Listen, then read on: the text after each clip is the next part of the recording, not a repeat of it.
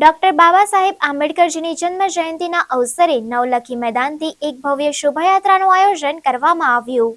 આજે વડોદરામાં ડોક્ટર બાબા સાહેબ આંબેડકરજીની 134મી જન્મ જયંતિની ઉજવણી કરવામાં આવી રહી છે.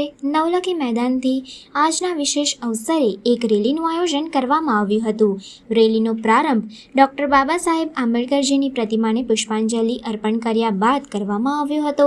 આ રેલીમાં મોટી સંખ્યામાં લોકો જોડાયા હતા. નવલખી મેદાનથી રેલી જૂની કલેક્ટર કચેરી પહોંચી. ગાયકવાડ શાસનમાં ડોક્ટર બાબા સાહેબ આંબેડકરજીએ ફરજ નિભાવી હતી તે સ્મૃતિ ભવન જૂની કલેક્ટર કચેરી ખાતે રેલી પહોંચી હતી, જ્યાં ડોક્ટર બાબા સાહેબ આંબેડકરજીને સલામી આપવામાં આવી હતી. ત્યાંથી રેલી સયાજીબાગ સંકલ્પ ભૂમિ ખાતે પહોંચી હતી, જ્યાં ડોક્ટર બાબા સાહેબ આંબેડકરજીને પુષ્પાંજલિ અર્પિત કરીને સલામી આપવામાં આવી હતી. ત્યારબાદ રેલીનું સમાપન કરવામાં આવ્યું હતું. સમગ્ર આયોજન સંદર્ભે ભરત બાબા દ્વારા માહિતી આપવામાં આવી હતી.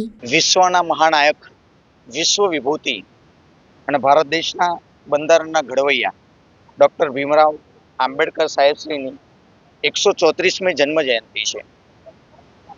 હરેક જગ્યાએ પૂરા દેશની અંદર નહીં, પૂરા વિશ્વની અંદર આ એક જ એવી જન્મ જયંતિ છે જે પૂરા વિશ્વમાં 195 192 દેશની અંદર મનાવવામાં આવે છે. એવી રીતે આજે વડોદરા ખાતે બૌદ્ધિસ્ટ લોકો અને બધા જ ભીમ સૈનિકો ભેગા થઈ અને આજે વડોદરા નવલખી કમ્પાઉન્ડથી 134મી જન્મ જયંતિ એને ઉજવણી કરવા માટે નાના નાના ભૂલકાઓ, બહેનો, ભાઈઓ અને ભીમ સૈનિકોએ આજે એક રેલીનું આયોજન કરેલું છે. અને નવલખીથી અહીંયાથી રેલી નીકળી અને જે ડૉક્ટર બાબા સાહેબ આંબેડકરે જ્યાં નોકરી કરી હતી ત્યાં જે સ્મૃતિ ભવન કહેવામાં આવે છે અને જૂની કલેક્ટર ઓફિસ ત્યાં જશે, ત્યાં બાબા સાહેબને સલામી આપવામાં આવશે અને ત્યાંથી સીધા રેલી સ્વરૂપે બાબા સાહેબે જે સંકલ્પ લીધો હતો એ કમાટી બાગની અંદર સંકલ્પ ભૂમિ આવેલી છે, ત્યાં જઈને આ રેલી પરિપૂર્ણ બાબા સાહેબને સલામી આપીને આપવામાં આવશે.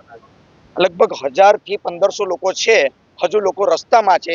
એનું કારણ એક જ છે કે ગઈકાલે જે 13 તારીખે પ્રોગ્રામ હતો એટલે બધા હજુ પણ ફ્રેશ નહીં થયા, પરંતુ ત્યાં પહોંચતા 3000 થી 5000ની પબ્લિકની અંદર અમે રેલી સ્વરૂપે જઈશું.